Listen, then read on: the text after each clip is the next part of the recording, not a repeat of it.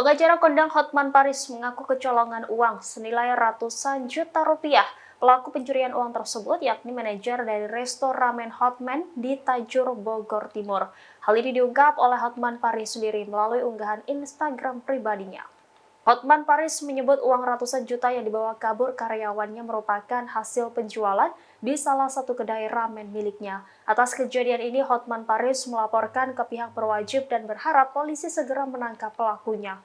Hotman meminta bantuan Kapolresta Bogor Kota Kombes Bismo Teguh untuk segera menciduk terduga pelaku. Di sisi lain, Hotman tidak membeberkan lebih lanjut terkait kronologi kejadian, hanya saja Hotman mengunggah video CCTV yang memperlihatkan terduga pelaku beraksi. Dalam video tersebut terlihat terduga pelaku memasukkan uang gepokan ke dalam tas ransel hitam. Hotman juga mengunggah tampang dari terduga pelaku. Sementara dalam keterangan video disebut akan mendapatkan imbalan bagi siapapun yang menemukan pelaku pencurian uang tersebut.